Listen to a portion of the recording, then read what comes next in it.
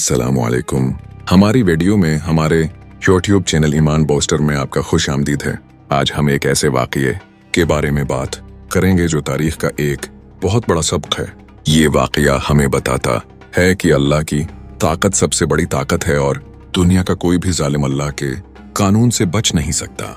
आज हम बात करेंगे फिरौन और सुनो सब लोग, मैं ही तुम्हारा खुदा हूँ, मैं ही तुम्हारा रब हूँ, मेरे सिवा कोई इबादत के लायक नहीं। घटने के अजीम मोजिज़े के बारे में। बहुत जमाना पहले मिस्र में एक बादशाह हुकूमत करता था जिसे फिरौन कहा जाता था। फिरौन बहुत ताकतवर था। उसके पास फौज थी, खजाने थे, महलात थे और बेशुमार गुलाम थे। वो इतना मगरूर हो चुका था कि उसने खुद को खुदा कहना शुरू कर दिया था। वो लोगों से कहता था कि मैं तुम्हारा सबसे बड़ा रब हूँ। लोग उससे डरते थे क्योंकि वो बहुत जालिम था। फिरौन बनी इसराइल पर बहुत जुल्म करता था। वो इनसे सख्त मशक्कत करवाता था, इन्हें गुलाम बनाकर रखता था और इन्हें कमजोर रखता था। वो खास तौर पर बनी इसराइल के लड़कों को कत्ल करवा देता था क्योंकि उसे डर था कि उनमें से कोई उसकी हुकूमत खत्म कर देगा। एक दिन फिरौन ने एक ख्वाब देखा। उसने अपने जादूगरों से पूछा तो उन्होंने कहा कि बनी इसराइल में एक बच्चा पैदा होगा जो तुम्हारी हुकूमत खत्म करेगा। इसके बाद फिरौन ने हुक्म दिया कि बनी इसराइल में पैदा होने वाले तमाम लड़कों को कत्ल कर दिया जाए। इसी जमाने में अल्लाह के हुक्म से हजरत मूसी अलैहिस्सलाम पैदा हुए। अल्लाह ने उनकी हिफाजत का खास इंतजाम किया। हजरत मूसी अलैहिस्सलाम की वालदा को अल्लाह की तरफ से इल्हाम हुआ कि बच्चे को एक संदूक में रखकर दरिया में छोड़ दो। अल्लाह ने वादा किया कि वो बच्चे को वापस तुम तक पहुंचा देगा और उसे नबी बनाएगा। हजरत मूसी अलैहिस्सलाम का संदूक बहते हुए फिरौन के महल तक पहुंच गया। फिरौन की बीवी ने बच्चे को देखा तो उसे बहुत प्यार आया। उसने फिरौन से कहा कि उस बच्चे को कत्ल न करो।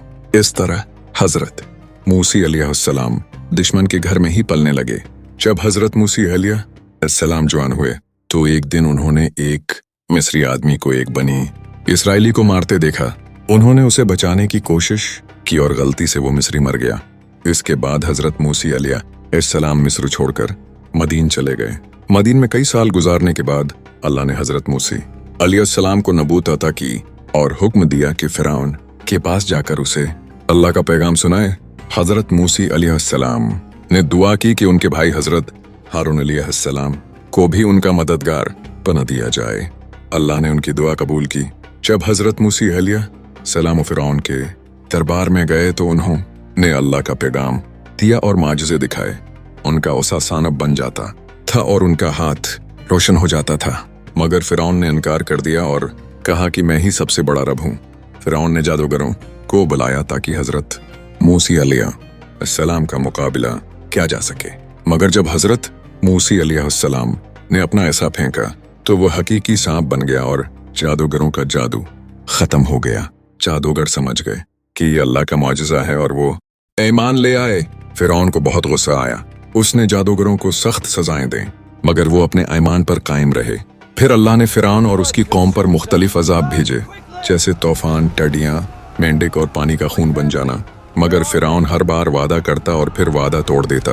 आखिरकार अल्लाह ने हजरत मूसी अलैहिस्सलाम को हुक्म दिया कि बनी इसराइल को लेकर मिस्र से निकल जाएं।